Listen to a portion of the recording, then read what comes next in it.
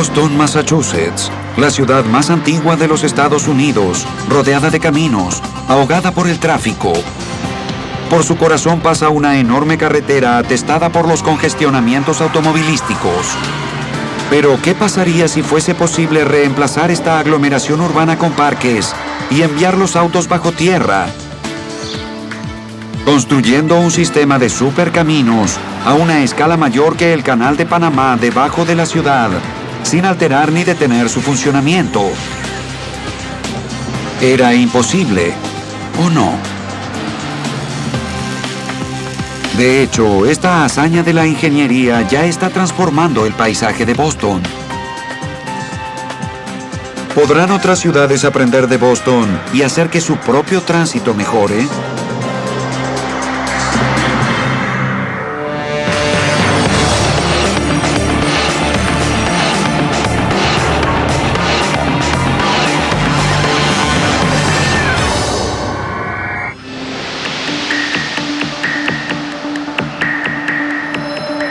El sistema de caminos y túneles más complejo que jamás se haya construido está a punto de abrirse.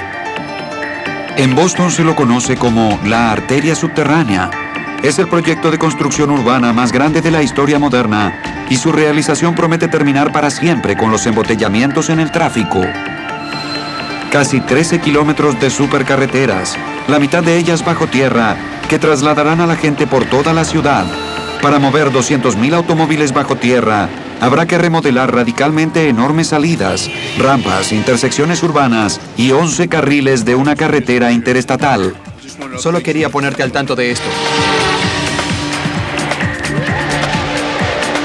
Nunca antes se construyó un complejo de carreteras subterráneas como este bajo una ciudad. Y abrirlas al público significará uno de los cambios más radicales que se hayan intentado en el tránsito urbano.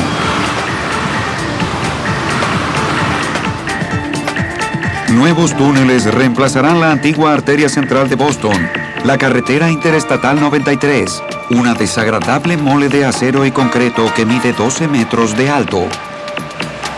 Diariamente, 200.000 vehículos taponan estos carriles diseñados para contener solo 75.000. Para el año 2010, los planificadores predicen una pesadilla urbana, embotellamientos durante 14 horas al día, a menos que se tomen medidas drásticas. Pero ¿cómo podrían los ingenieros reparar o reemplazar una carretera tan vital para la ciudad sin detener su funcionamiento? Cerrarla por un tiempo era imposible. Pero en 1975, el secretario de Transporte de Massachusetts, Fred Salvucci, consideró una solución radical propuesta por un contratista. Desde su óptica, la arteria central era como un gran cartel de neón diciendo: las autopistas son malas, feas y no funcionan. Debemos solucionar esto de raíz demoliéndolas y construyéndolas bajo tierra. Así tendremos una buena ciudad y buenas autopistas. Mi primera reacción fue: esto es una locura. Tendremos que cerrar la ciudad durante 10 años mientras las construimos. ¿Qué haríamos con todo el tráfico? ¿Y cómo haríamos esto? Salvucci quedó obsesionado con la descabellada idea del contratista. Mientras caminaba por la arteria, de pronto se le ocurrió cómo podrían hacerlo. Había suficiente espacio para construir un túnel de 10 carriles de ancho. Y si la carretera ya existente podía ser mantenida mientras el túnel era cavado debajo, la ciudad podría funcionar con una interrupción mínima del tráfico. De cualquier modo, no había otra opción. La carretera estaba empezando a deteriorarse, así que debía ser reconstruida. Y era absurdo remodelar los errores de 50 años atrás para que duraran otros 50, contaminando y obstruyendo el crecimiento económico de la ciudad. Salvucci develó un descabellado plan para reconstruir la carretera I-93, la arteria central debajo de Boston. Luego, para reducir el tráfico hacia el aeropuerto, propuso un segundo plan, un nuevo túnel bajo el puerto de Boston, extendiendo la carretera I-90, el camino desde Massachusetts hacia el aeropuerto. Pero primero, Salvucci debía convencer a los más escépticos de que este ambicioso plan de carreteras no afectaría a los habitantes del lugar. había sido testigo del éxodo forzado de su abuela y la desaparición de un vecindario completo de la ciudad para construir el camino de Massachusetts. En la década de 1950 lo había horrorizado el modo en que la construcción de la arteria central había desplazado a miles de familias. No vamos a destruir casas, ni tampoco viviendas. Para obtener apoyo para el nuevo proyecto, prometió que no se demolería ni una sola casa. Fred es alguien único, un italoamericano hijo de un albañil inmigrante que es un experimentado ingeniero civil y que también tiene una gran capacidad política innata. Y por sobre todo, es muy tenaz. Es la persona más tenaz y concentrada que haya conocido. A veces me vuelve loco.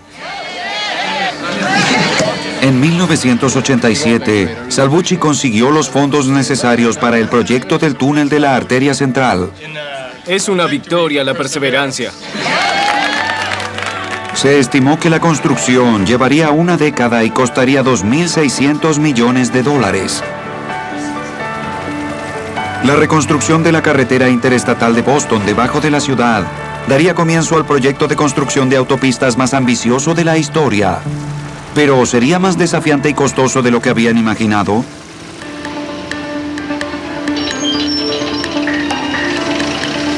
En 1991, Boston emprendió la construcción del sistema de carreteras y túneles más complejo que se haya construido jamás. La arteria subterránea comenzó con la máquina cavadora más grande del mundo, la supercavadora, que abrió un surco para el primer túnel bajo el puerto de Boston. Debieron quitarse 690.000 metros cúbicos de tierra para que las secciones prefabricadas del túnel pudieran extenderse bajo el suelo del puerto. La meta era llevar el tráfico fuera del centro, brindándole a los automóviles una segunda ruta al aeropuerto. Mientras tanto, 650 kilómetros al sur de allí, en el astillero de Baltimore, Maryland, las 12 secciones del túnel eran ensambladas. Con una forma similar a unos binoculares, cada lado albergaría 2 carriles de la carretera interestatal. En 1992, luego de viajar por la costa del Atlántico, la primera sección del túnel llegó a Boston en medio de los chorros de agua de los barcos de bomberos. La enorme estructura de acero tenía casi 100 metros de largo y pesaba casi 7 toneladas.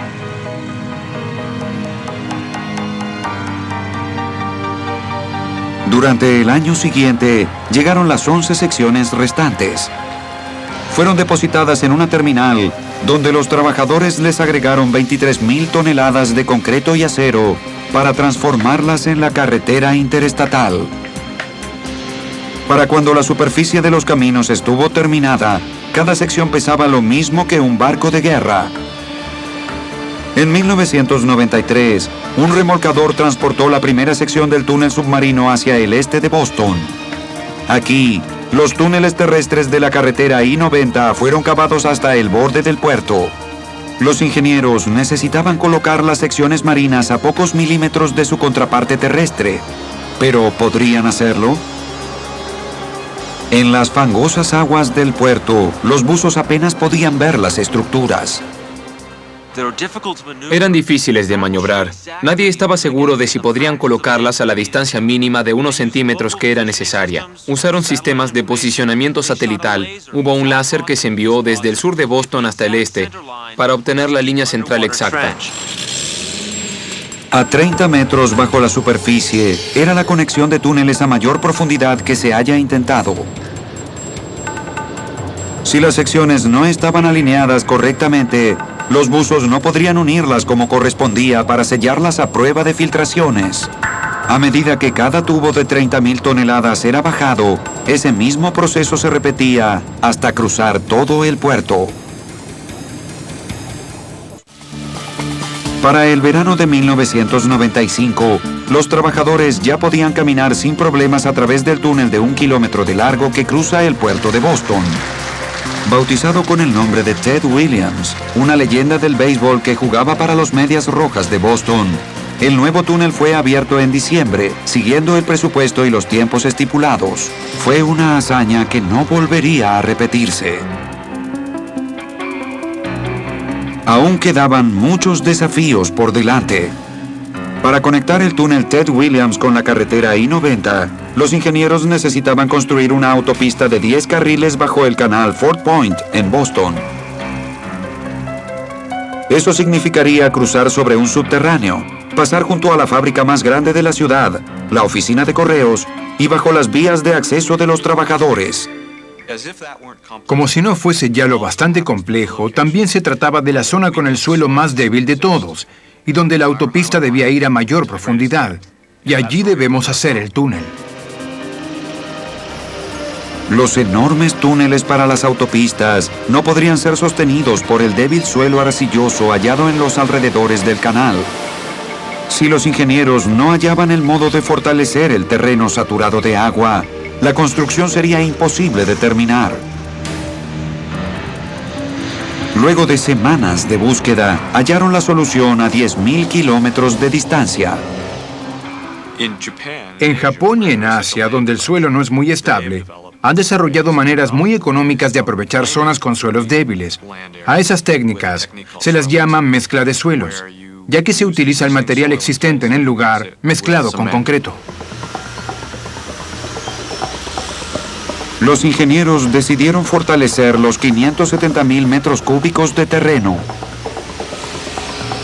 Enormes taladros penetraron 40 metros dentro del suelo del canal y lo mezclaron con el concreto.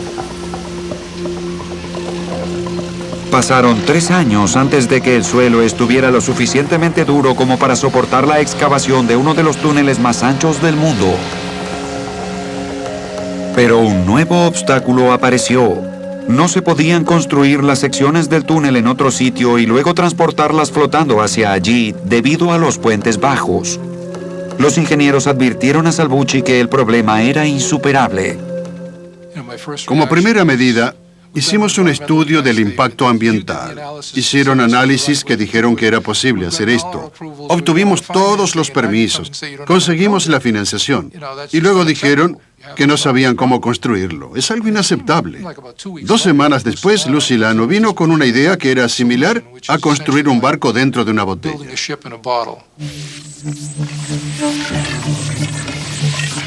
Silano propuso construir unos diques en cada sección del canal y usar el lugar para construir las secciones del túnel. Una vez construidas, se volvía a llenar de agua ese sector y las secciones eran llevadas hacia el canal. Pero debido a su gran tamaño, no pudieron ser construidas todas a la vez. Hay que tener en cuenta que estos túneles tenían unos 27 metros de ancho, 12 metros de altura y 90 metros de largo. Así que eran monstruosos. No eran pequeños y eso siempre representó un problema, ya que no se podían construir todas las secciones de una sola vez. Pero la idea fue tenida en cuenta por Fred para construir el túnel. Los obreros cavaron una depresión de 300 metros, tan larga como la altura de la Torre Eiffel. En un extremo, represas provisorias de 6 pisos de alto retenían las aguas del canal Fort Point durante la construcción. La depresión de 90 metros de ancho fue más ancha que la mayor sección del canal de Panamá. Dentro, los obreros comenzaron a construir la primera de las 4 secciones del túnel. La más grande pesaría 46.000 toneladas, más que el Titanic. Cada día, enormes grúas bajaban equipamientos al fondo de uno de los lugares de construcción más grandes de todo el país. Dentro de este gigantesco lugar de construcción había un pueblo entero. La broma era que hace falta un pueblo para construir un túnel con una autopista. Había allí carpinteros, obreros metalúrgicos, operadores de grúas, todos trabajando allí dentro. Un contratista dijo que era la zona de construcción más grande que vio en su vida. Era increíble. Toneladas de concreto fueron utilizadas en este sitio para darle forma a las carreteras. Cada kilogramo fue cuidadosamente pesado y registrado. Si las secciones rectangulares eran demasiado gruesas o delgadas, podrían flotar mal cuando se las llevara hacia el canal. Mientras los túneles tomaban forma, los ingenieros notaron otro problema potencial. ¿Sería segura una autopista de 90.000 toneladas que cruza solo a 2 metros por encima de una de las líneas del subterráneo de Boston? Si uno de los tubos de concreto se soltara y cayera directamente sobre el subterráneo, ¿cuál sería el problema? El problema sería que inundaríamos el centro de Boston. Para evitar que el agua inundara todo el sistema de subterráneos, se colocaron compuertas a prueba de filtraciones que serían cerradas si la construcción se derrumbaba sobre el túnel. Para proteger aún más el subterráneo, comenzaron a taladrar la capa de piedra dentro del canal para construir 110 columnas de concreto, cada una de 2 metros de ancho. Los pilares funcionarían como una protección para el túnel del subterráneo, ya que sostendrían a la nueva autopista. Mientras las secciones del túnel ya estaban casi completas, los ingenieros se prepararon para colocarlas en el canal. El plan consistía en sellar las secciones y remolcarlas como si fueran barcos, pero teniendo en cuenta su extraño formato, ¿servirían las mismas leyes de la física? La gente no sabe que si un barco está mal diseñado, puede hundirse en aguas tranquilas. Hay mucho por qué preocuparse. La primera cuestión era, al inundar la construcción, ¿flotarían las secciones? La prueba se hizo en 1999, cuando se inundó el lugar por primera vez. Fotografías tomadas a intervalos regulares redujeron el día y la noche a unos pocos segundos. Estas secciones del túnel eran enormes y era algo realmente increíble ver cómo se iban levantando del fondo. Es como ver un campo de fútbol flotando. Debíamos comprobar si habíamos hecho los cálculos correctos. Para alivio de todos, las secciones de 8 metros de altura flotaron a pocos centímetros de la superficie. Al mantenerse sumergidas, hizo falta menos peso para hundirlas una vez que llegaron a su posición final. 2 secciones fueron amarradas en el canal y colocadas más adelante. Sorprendentemente, esas secciones tuvieron la complicación adicional de tener encima de ellas el peso de 2 sistemas de ventilación.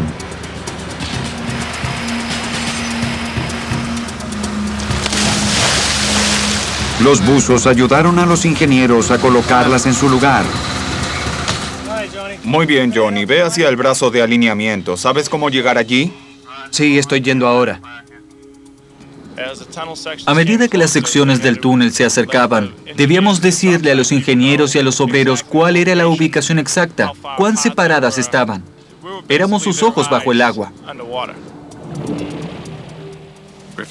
Pero recuerda que había columnas en el fondo del canal Fort Point y que estos tubos sumergidos debían flotar sobre ellas y luego encajar perfectamente en la punta de estas columnas como si fueran bloques de Lego. El control es importante, ya que una vez que están en su lugar, no podemos quitarlas. Una vez que la sección del túnel estaba en su posición correcta, los ingenieros esperaron a que bajara la marea. Cuando el mar se retiró, se bombeó agua dentro de los tanques que tenía cada sección para hundirlas. Ya está en su lugar. Está en su lugar, cambio. Recibido, está en su sitio. Una vez que la sección del túnel estaba en su lugar y uno de los buzos confirmaba que todo había salido bien, sabíamos que el trabajo estaba bien hecho.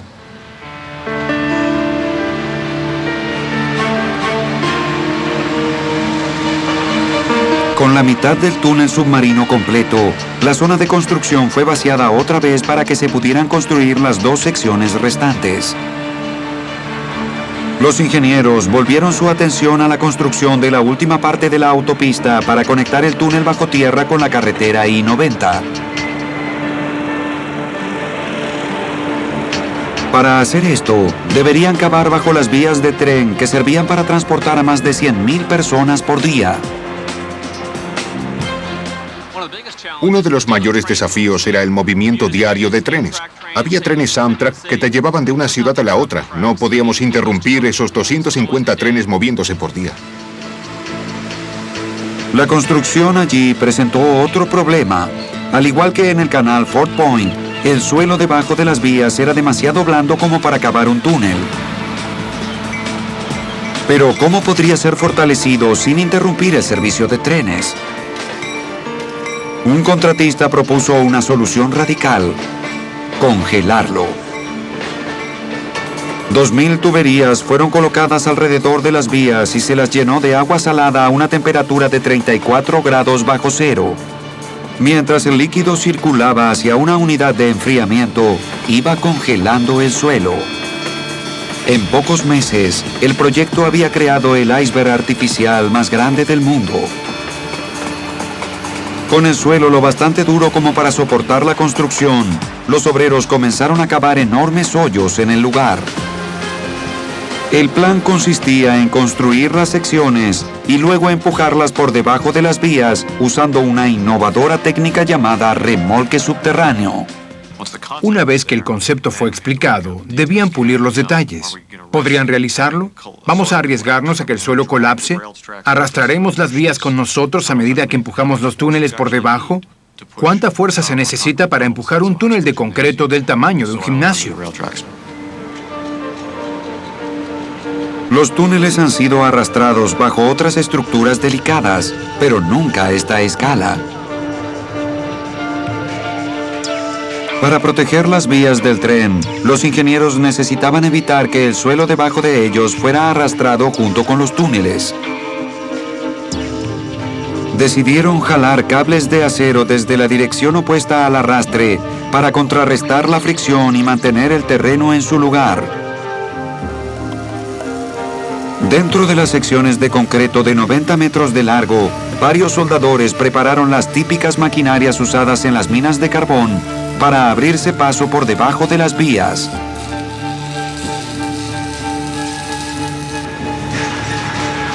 Sorprendentemente, era más simple para los taladros de acero triturar la tierra congelada que lidiar con un suelo blando y fangoso.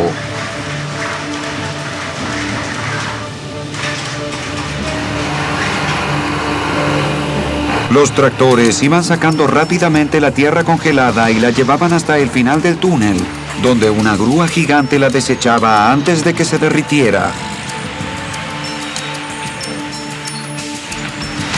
Una vez que las máquinas habían cavado una distancia suficiente, los sistemas de empuje con una capacidad de 700 kilogramos por centímetro cuadrado empujaban la sección de 32.000 toneladas a un ritmo muy lento de casi 1 metro por día.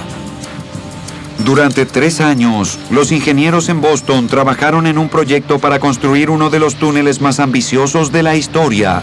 A medida que se acercaba el final de la construcción, un desastre ocurrió.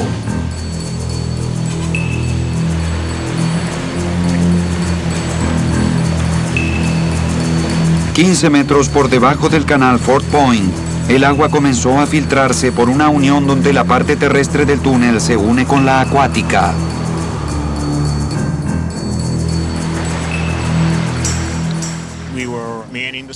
Controlábamos el lugar las 24 horas del día y a eso de las 3:30 la marea había subido. Salí a ver cómo estaba todo y en ese momento fue que la brecha se abrió. 265.000 litros de agua salada por minuto comenzaron a ingresar al lugar de construcción. Las bombas fueron superadas en su capacidad. Los buzos luchaban para identificar el problema. Para el momento que se movilizaron, el agua comenzó a inundar el túnel y justo antes de las 5 empezó a inundar el lugar de construcción llenándose lentamente de agua. Era realmente imparable. Nos sentamos allí a ver cómo subía el agua.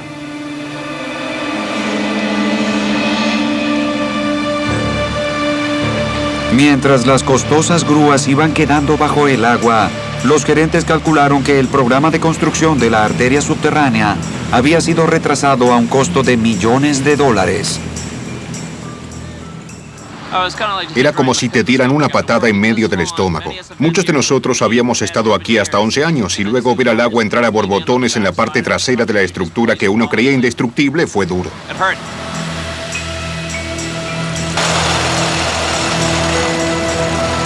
Pero finalmente la filtración fue localizada y rellenada con concreto. El sueño de unir la carretera I-90 con el aeropuerto Logan estaba ahora al alcance. Pero aún la construcción de este túnel de 490 metros de largo costaría $1.500 millones. Aclamado como un triunfo tecnológico, es la más compleja y costosa autopista que se haya construido.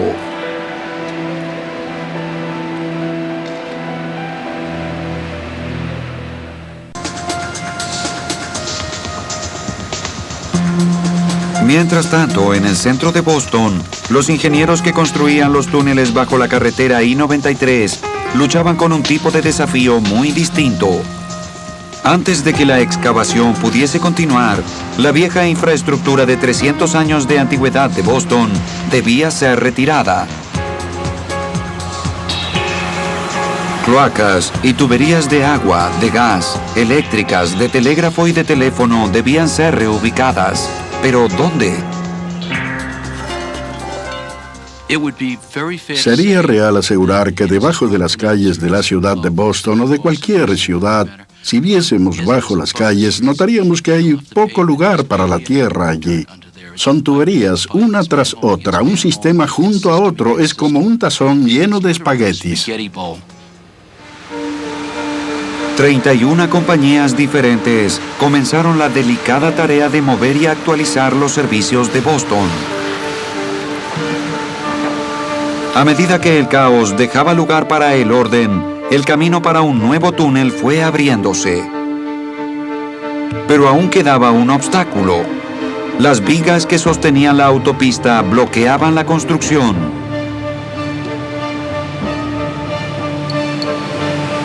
Para quitarlas, los ingenieros necesitaban colocar el peso de la carretera I-93 sobre nuevos cimientos. Enormes máquinas cavaban surcos angostos y profundos a lo largo de la arteria. Para prevenir que no se cayeran, fueron llenados con una mezcla de agua y arcilla. Una vez que las máquinas llegaron a la corteza terrestre, vigas de acero y concreto desplazaron al agua para formar paredes subterráneas para la nueva autopista. Entre ellas, el túnel sería cavado. En la cima de las nuevas paredes, 30.000 toneladas de acero serían retiradas de la arteria durante la construcción.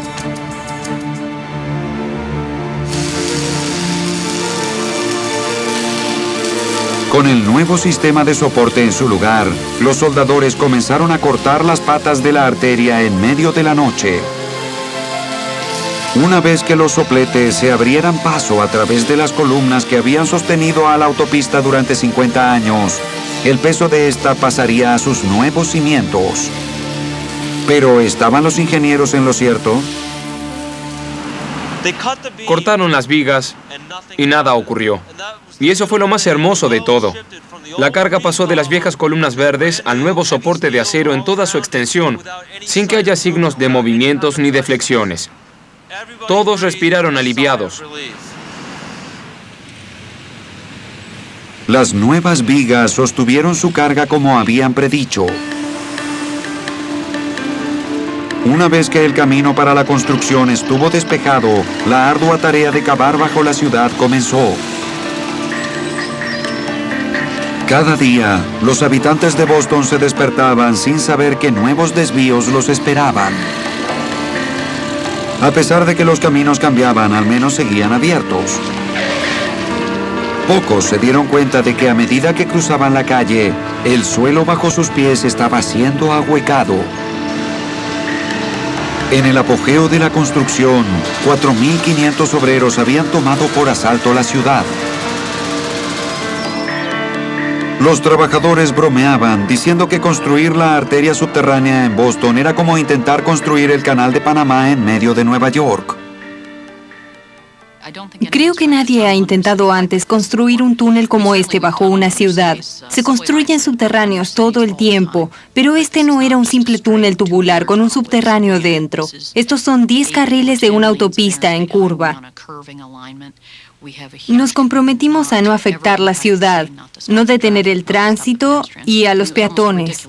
Era algo muy complicado de intentar.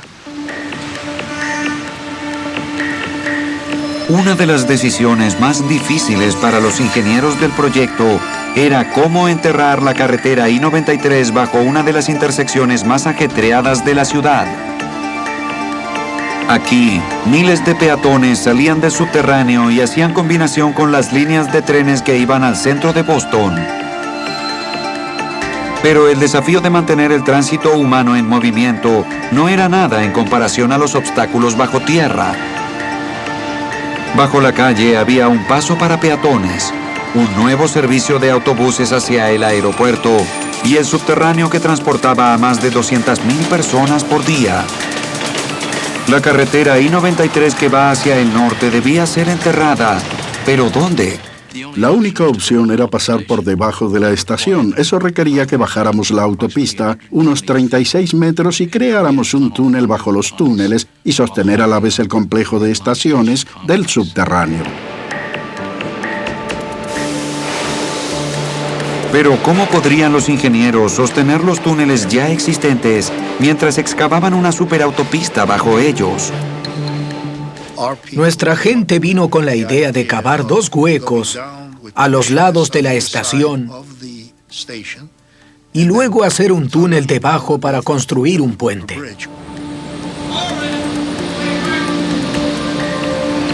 Los trabajadores se amontonaban en jaulas y descendían a las frías profundidades. 37 metros debajo del subterráneo, cavaron 2 túneles de acceso. Desde aquí, endurecerían el suelo inyectando concreto para poder construir directamente en la capa de rocas. Una vez que el suelo fue endurecido, huecos adicionales fueron cavados para formar 2 paredes de 30 metros de largo. Con los soportes laterales en su lugar, una nueva serie de túneles fue cavada para formar un techo a menos de 1 metro debajo de los trenes. Este gigantesco puente subterráneo protegería la nueva autopista que pasaría debajo.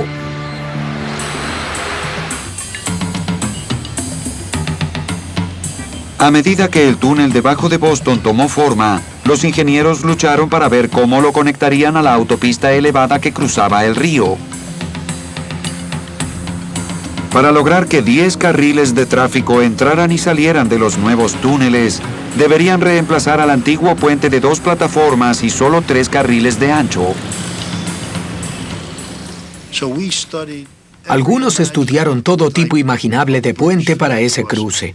Fuimos de la A a la Z. ¿Sabes lo que eso significa en cuanto a esquemas, reportes y todo lo demás?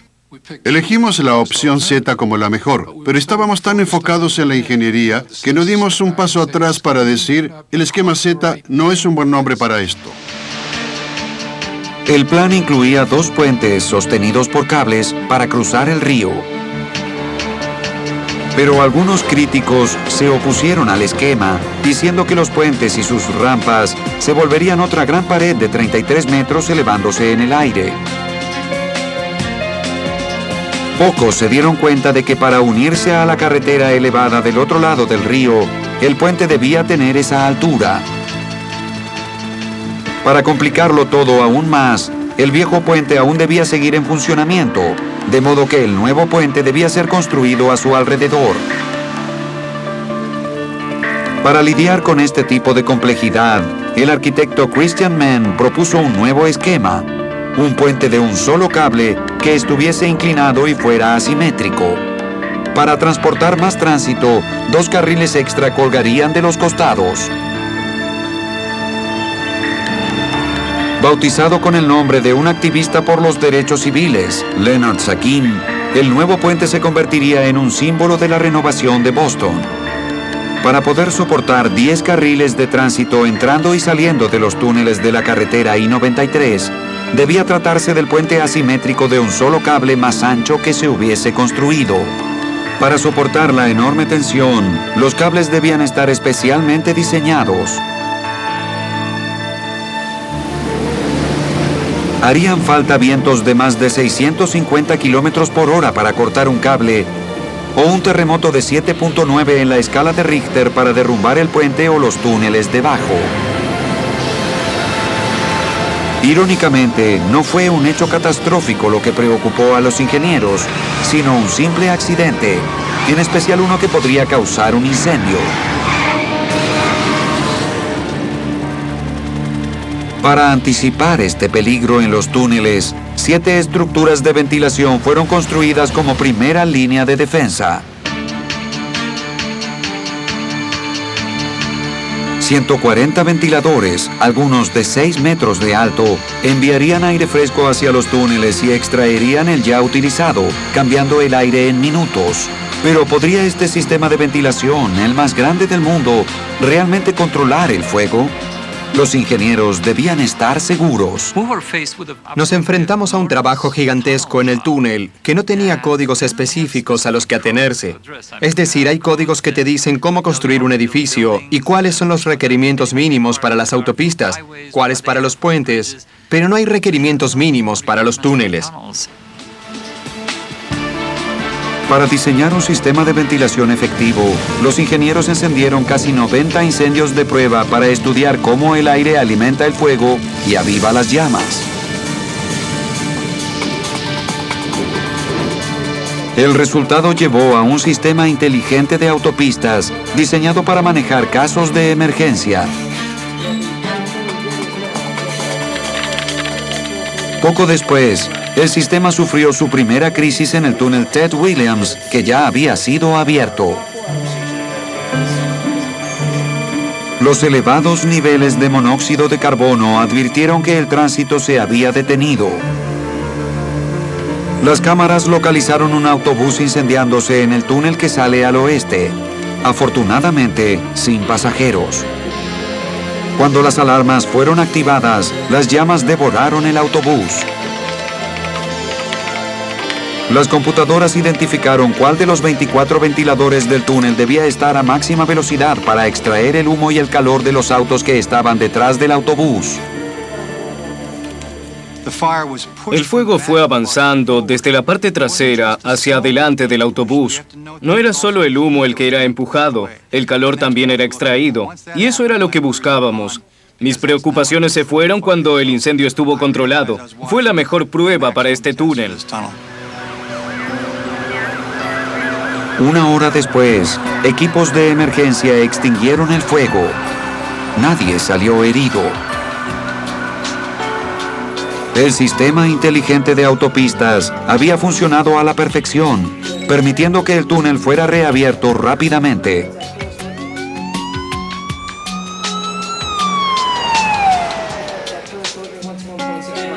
Además de los incendios o accidentes, los operadores controlan los embotellamientos que podrían causar una acumulación de gases tóxicos.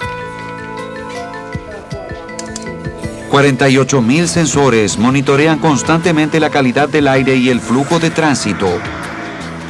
Tecnológicamente, ninguno de estos dispositivos es nuevo. En conjunto, sin embargo, el sistema provee a los administradores del tránsito de herramientas revolucionarias. Es probable que la más importante sea la habilidad de reconocer rápidamente qué clase de accidente hubo en la autopista. ¿Se trata de un neumático roto o de un auto en llamas? Para los bomberos eso es muy importante. Quieres saber como operador a qué estás respondiendo. Pero la seguridad tiene su precio. Una vez que los túneles de la arteria subterránea estén abiertos totalmente, costará $60 millones al año operarlos.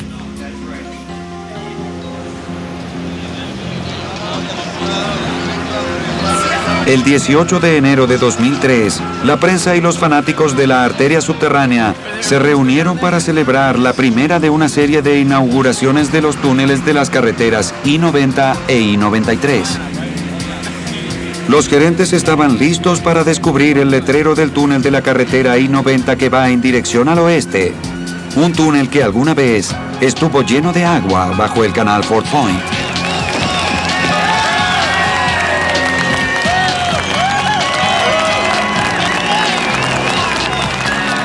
Su descubrimiento señaló que la sección final de la carretera I-90 quedaba ahora oficialmente abierta, conectando Boston, Massachusetts con Seattle, Washington, 5.570 kilómetros a lo largo del país.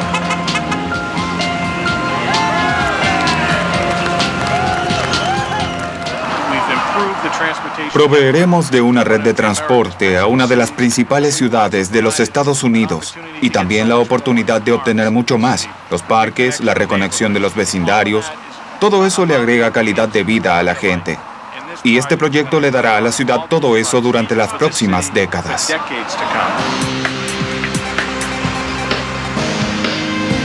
Pero la noche estaba lejos de concluir.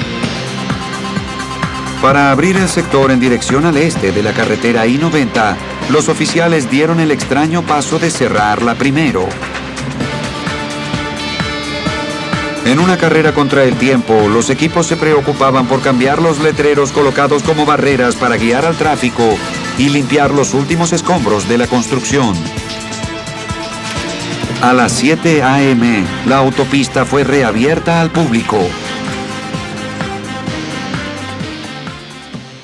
¡Arriba, Boston! La vida se nos ha vuelto un poco más fácil. Los nuevos túneles de la carretera I-90 de la arteria subterránea finalmente se abrieron. La verdadera prueba sería al otro día, durante la hora pico de la mañana. A pesar de que se publicitó la apertura del túnel durante semanas, algunos conductores parecían ignorar las señales, girando a último momento para alcanzar el carril correcto. Algunos incluso se atrevieron a dar marcha atrás. A pesar de que el viaje no fue bueno para todos, los conductores que iban hacia el aeropuerto descubrieron que sus viajes se acortaron. Creo que me ahorré una hora, quizás 45 minutos. Fue estupendo. Parecía como si fuésemos volando. Fue apasionante. Finalmente, el 29 de marzo de 2003, luego de 30 años de planificaciones y 12 de construcción, el túnel hacia el norte de la carretera I-93 estaba listo para ser abierto.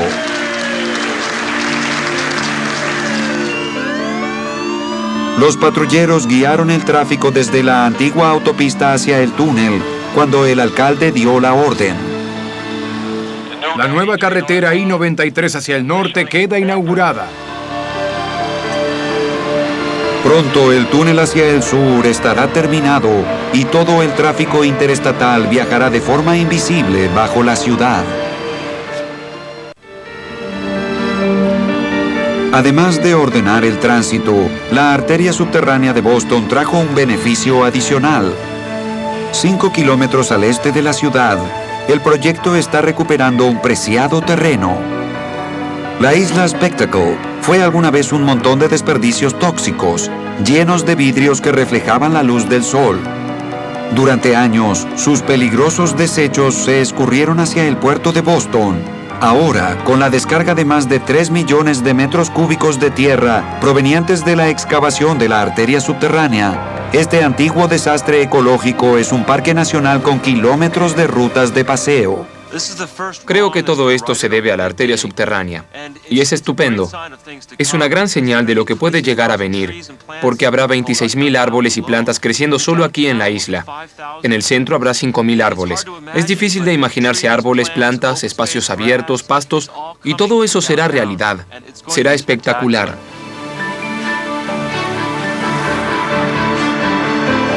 La verdadera prueba para la arteria de Boston será cuando el proyecto entero esté terminado. La antigua autopista elevada ya no dividirá a la ciudad de la costa. Su horrible cicatriz será reemplazada por 120 hectáreas de nuevos parques y plazas. Los embotellamientos de tránsito que han plagado las carreteras de Boston durante décadas serán historia. Pero, ¿será la arteria subterránea un modelo para otras ciudades o una advertencia hecha relato? Es ambas cosas. El sentido fue intentar reparar ahora los daños hechos por una mala planificación hace años. Pero debió llevarnos mucho menos tiempo y debió costar menos dinero. Para cuando la arteria elevada sea derrumbada, la subterránea habrá costado casi 15.000 millones de dólares, 6 veces más que lo estipulado originalmente. El 70% del aumento se debe a la inflación y a la protección de las casas, los negocios y el medio ambiente de Boston. Nadie dentro de 5 o 10 años recordará lo que costó. Mirarán todo esto y dirán, ¡qué trabajo más maravilloso! Según mis estimaciones, y yo he sido ingeniero durante 52 años, este es el proyecto de ingeniería civil más grande jamás realizado. Aún resta saber qué impacto tendrá realmente la arteria subterránea sobre Boston, pero con la mitad de su tránsito fluyendo ahora bajo tierra, la ciudad ha dado un paso muy importante. Las cicatrices de los errores de ingeniería del pasado se transformaron en una visión futurista de excelencia en la planificación urbana.